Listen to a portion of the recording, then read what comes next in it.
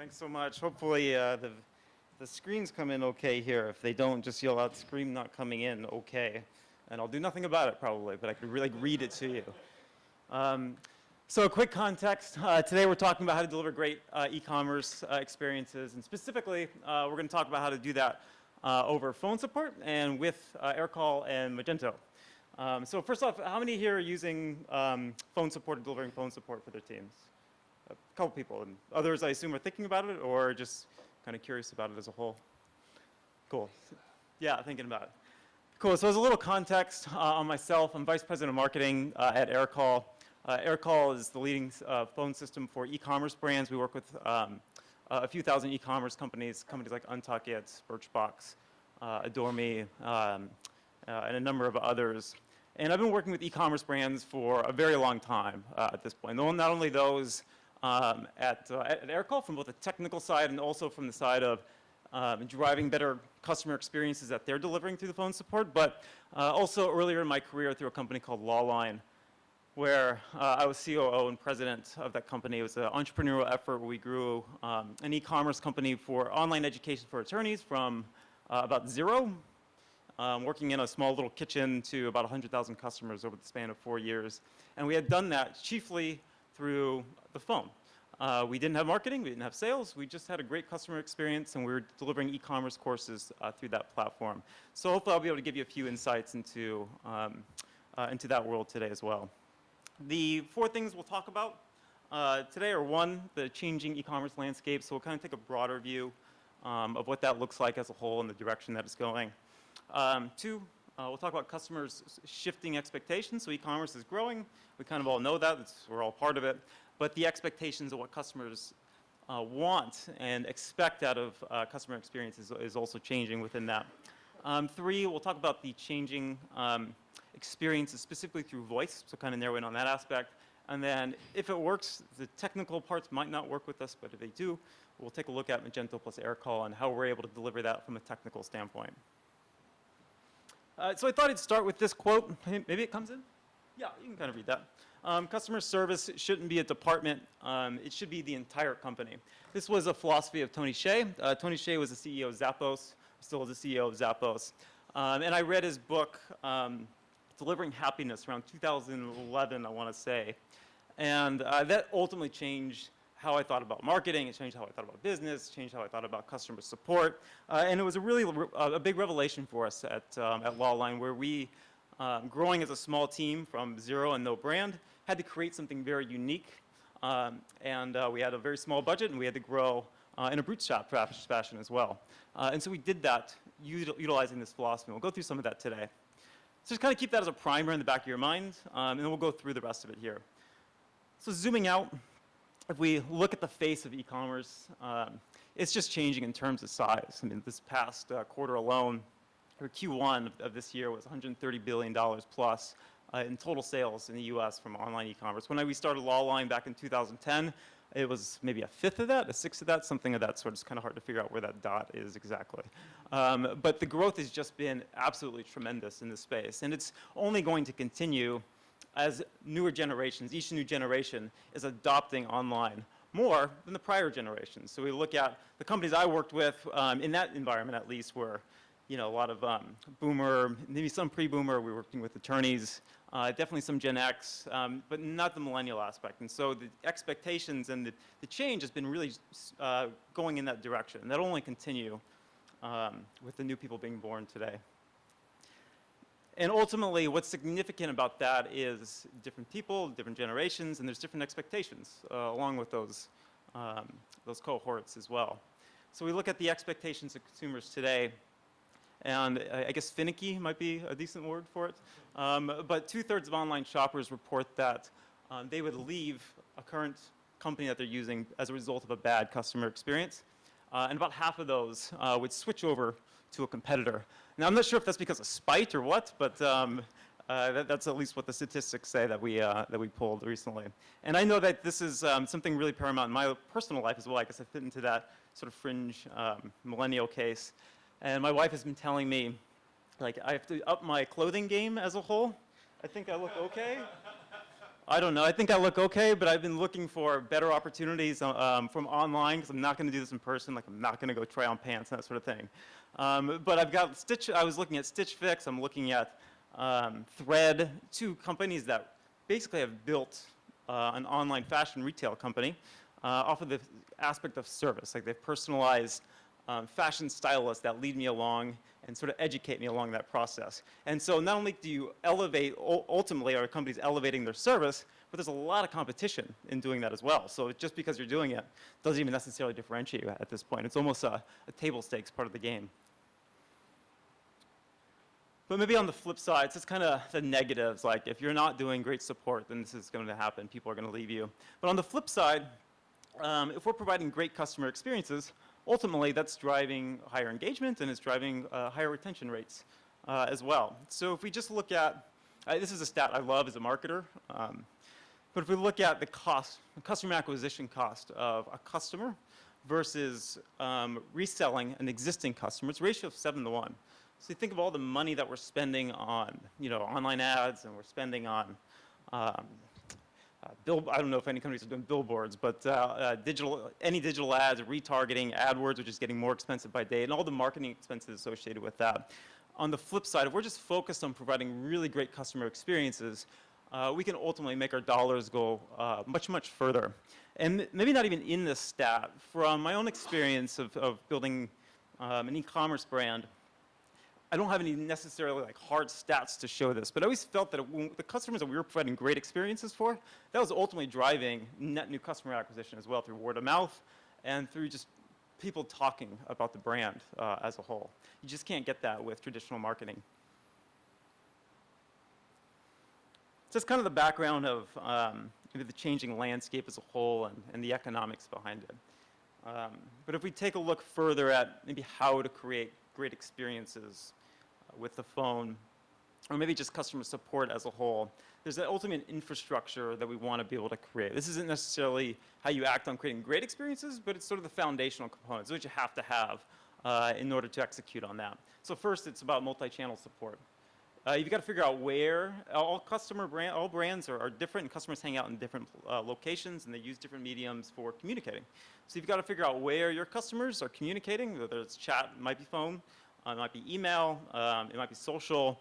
I was even at a customer experience dinner the other night with some top brands, and one was telling me that they're investing a ton in Reddit, and like their agents are hanging out on Reddit throughout the day because that's where they're talking about the brand quite a bit, and they actually have support folks that are answering questions there. So really go to where your customers are and then also where you can resolve their questions in the most efficient manners possible. Some other sort of key aspects of this, you can have those, but if every single outreach to your company is like, hey, do you guys ship to Alaska or something like that?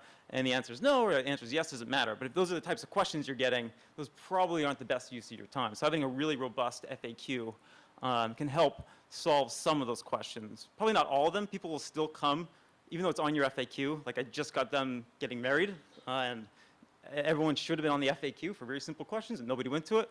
Some people might have, though. But you're still going to get the questions on your FAQ, but at least it'll handle like the bulk of it. Monitoring social media as well. People are talking about your brand. Really simple apps, things like Hootsuite or Buffer, can help you monitor if people are talking about your brand. And then last, I'd say, is training on brand voice. This is probably the one I see the least implemented, or maybe the most difficult to implement. But if you think of Starbucks, for example, like you can walk into a Starbucks anywhere on the planet, maybe a McDonald's anywhere on the planet, but you know that that's Starbucks. You don't even have to see the brand. You just walk into it, it's got the same feel, they've got the same menu, they've got the same service, they all forget your name on the cup, like it's the exact same thing every single time. And so this similarly, from a support side, if you're reaching out on chat, if you're reaching out on phone, if your marketing is sending out email, you want that same sort of brand and message to come through. So somebody wouldn't even have to see the brand to know this was company XYZ, or this was Aircall.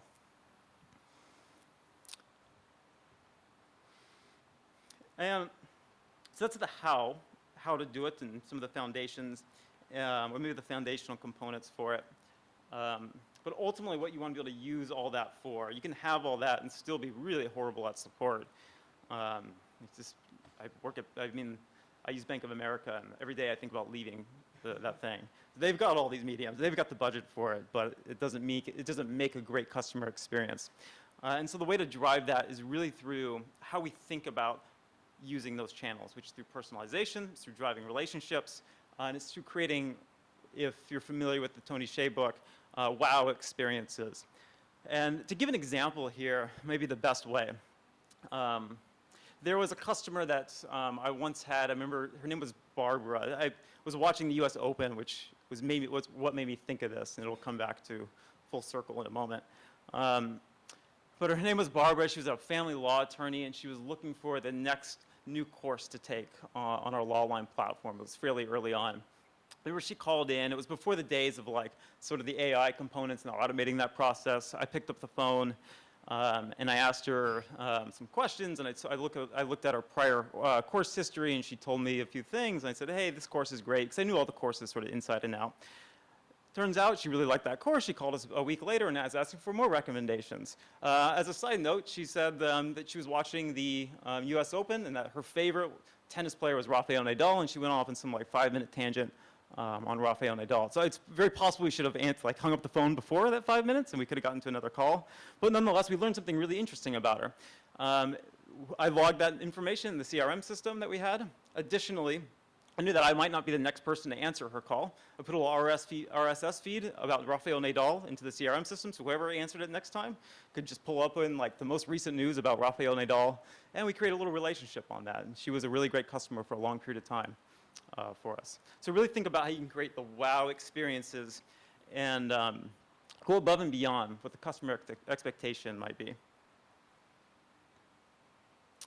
So let's transition this. That was actually a phone example, but let's transition to maybe more how and why on the phone side. So we'll talk about why phone fits in, and maybe where it does, and if it's right for your company.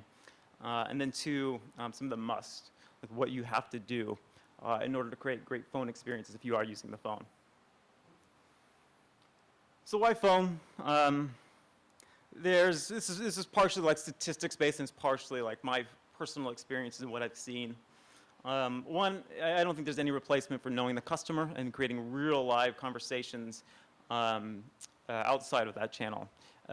For example, that conversation with Barbara, that's never going to happen on any other medium. It requires ad hoc, real conversations to be able to make that happen.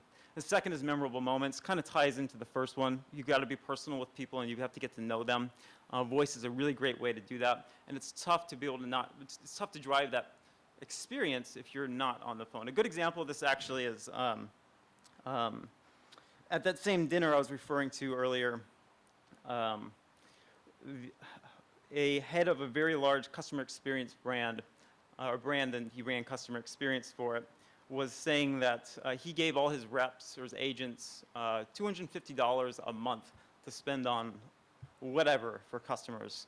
So they could spend it on like gift cards for a customer. They could spend it on pizza if that person was having a bad day, which is an example they actually gave. And they could experiment with things. And they were able to create memorable moments because they were able to get to know a customer if they're having a bad day. They could tell they're having a bad day and just do something sort of above and beyond. Third, it's a top tool for urgent services. If you're late for an airplane or your flight. This is not an e-commerce example, but nonetheless, like you're not going to email the support. You're going to call somebody because it's an urgent issue. Banking, fraud, that sort of thing, same thing. Large orders on e-commerce, same thing. If your like order tracking is off and you've got big items coming, if you're a B2B brand, those are the times where it's an urgent issue and you need an urgent answer for it as well. And last is efficiency. In the survey that we held at AirCall of our customers, 59% said phone was just the easiest way to get their issue resolved. It's a quick question, maybe going back to that FAQ question that you forgot to put up, and it's just something really quick and easy. Phone's the easiest way to do it. You don't want to be going back and forth on email for that sort of thing. And then the must behind it. So if you do decide, or you are using phone as one of your support mediums, there's 3 things that you really have to do to make it effective in your business. One, you have to have the right tools to scale the great service. You can't have those conversations I was mentioning with Barbara if you're just worried about like logging information in your CRM system afterwards, and it's taking you ages to be able to do that. Second, you have to consider a customer service more than just another ticket to handle. Sure, you can have the phone just answer a quick question, get off, but really it's a business driver. As we were mentioning earlier, it's something that has to be viewed as creating great experiences and be able to drive sort of the voice of the brand through that. And third, you have to streamline your processes and eliminate time-consuming work. If, going back to, it kind of ties into number one, but if you're like logging into, Zendesk and then you have a ticket to put into Jira for the tech team, and then you have to like log into that, you're just wasting a ton of time. And the tools are there to help us, not to slow us down. And then from the agent perspective, so you can have the right processes, the right tools in place, but then from the agent perspective and maybe the team perspective, building a team around phone support. There's 5 real core elements that I see as mandatory for sort of driving a great culture around building phone support. The first is training. Who's ever had the call with like, it could be in person or it could be on the phone, but you've met that customer support rep that they say, oh, I'm sorry, it's my first day, that sort of thing. And it's kind of cool, it's nice, you're happy for the person, but really, like, can you just transfer me at the same time? So train your reps, make sure they're ready to go on day one. At AirCall, we have a 4-week pretty intensive training program on customers, on product, and all questions somebody might be able to get. 2 is QA. So similarly to the last experience, I'm sure others have had experience where you got frustrated by the support rep on the phone, and next thing you know, like the support rep's yelling at you. And you're kind of going back and forth and bickering on something. What a horrible brand experience that is as a whole. So make sure you're doing QA and that you're assuring that not only do you have a consistent brand, but that your reps are really falling in line with that as well consistently. The third is agency. This goes back to the freedom to make the right calls. And this is that example of the brand that was sending out pizzas and having the $250 a month that agents could spend. They just viewed that as a marketing cost, essentially. And that's how they wrap that together. And so give the agents some context and some frameworks, but give them a lot of freedom to make the right decisions for customers. Because ultimately what you want to be able to do is you want to take a customer from, if they are in a poor state, which often they are, not always, but the best opportunities that we always saw at Lawline was you had a customer who was upset. Like we were working with online education at that point. So somebody would buy our course online, and then it was the days of like real-time player and that sort of thing. So there's always issues, and people were still dialing up on AOL broadband. There was always issues with streaming. So the goal was to take somebody from an irritated state into an extremely happy state. And if you could do that, you could create a really memorable experience for a customer. Fourth is the integrated tools. Touched on this last time. Make sure your agents aren't wasting a bunch of time writing notes after calls, that sort of thing. And last is speed. This is probably the most critical one to me, if the others are in place at least. And that's, there's an interesting stat here that seems bizarre to me. 9 out of 10 people will not wait more than 10 minutes to get an answer to their question. To me, that's bizarre. I will hang up in the first, I don't know, like the 5th ring, I'll probably hang up. And this was something that, again, going back to the example at Lawline, we used to have carryover, where after 4 rings, nobody answered on the support team. Everyone in the organization was trained on customer support, and all phones would ring. Everyone's in the company. And the goal was that after 2 rings, somebody had picked it up at that point. And you wanted to do that because if the CEO picked it up or if that sort of thing, that wasn't usually a good scenario. And so everybody was trained on it. It was part of the overall brand. And we never let something wait 10 minutes. Somebody wait 10 minutes. It's a bizarre concept, really. So speed is a really critical element. That takes us to the end of the case for phone as a whole, or maybe the why phone and how to create good experiences there. So how I'm going to end this off is just show a little bit about the AirCall Magento tie-in. And part of the concepts that we had talked about earlier was making sure that you have the right tools in place to create a great customer experience. So if you're using Magento, AirCall is the only phone system that's integrated into Magento at this point. And you want to be able to leverage the information that's in Magento, your CRM, your help desk, on a phone call, and particularly pre-call, so you can get some context prior to a conversation. So I just have a quick 60-second clip that I'll show you on how this can help drive a really great customer experience. It's going to work.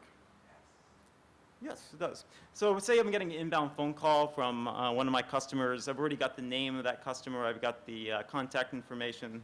I've got a little bit of context here. I'm going to get a link in my phone app to Magento as a whole. I'm going to see the most recent orders of a customer prior to the call, prior to even answering that call. So already I know like this customer's ordered from us. This one's still shipping, and I can get some context of what that call might be about. I can quickly click into Magento from there, open up the orders, and by the time that customer's already, I've already answered that call and that customer's already introduced themselves, I've already got all the information ready to go, and I've got a lot of context behind the customer's history, as well as things like order history, tracking numbers, that sort of thing. So I'm really equipped to either A, handle any concerns as quickly as possible, and then B, I'm ready to go prior to the call with some context, so I know what I might be dealing with beforehand. There's a lot of cool videos, apparently, if we wanted to go wild in like a little YouTube bender after this, but we'll skip that. Anyways, I referenced a lot of stats today as well. We have an Aircall eCommerce customer service guide. You can go to aircall.io/guides and check it out. It's a ton of really cool stats. I just shared a portion of those today. Additionally, if you'd like to learn more, you can go to aircall.io. We just have a free trial to sign up. It's free to sign up for a trial with, if you're already using Magento as well, so you can test that out. As well, we have a booth upstairs on the 4th floor outside. So if you want to see something live or talk with somebody there to learn more, that team is there and available to you. Okay, thank you so much. Any questions I can answer for anybody? I know we started late, so. 1 or 2 questions. Yeah. So the customer's dialing from a website or from a web experience, or maybe a one-touch dial? Yeah, that's, they can have click to call. They have click to call on their side. They'd be able to use that. Yeah, so one-click dial, poof, dials Aircall, routes it to the correct rep as well. Do you see this work in environments where there's another phone system, like a corporate phone system? Yeah, there can be a corporate, so two types of customers, one that use us for their entire organization, the second that use us more in like a call center use case for support and sales teams. Some use it alongside their sort of general phone system. They may have PBX system, desk phones, that sort of thing for their admins, and then they use Aircall for the support team. I've seen either or. But the main productivity purpose is for the support team, so yeah. So can you repeat the question? The question was, can we use this? Can you use Aircall alongside an existing phone system across the organization? Yeah. Yes, you certainly could. Yeah. There's one more hand. Okay, that's okay.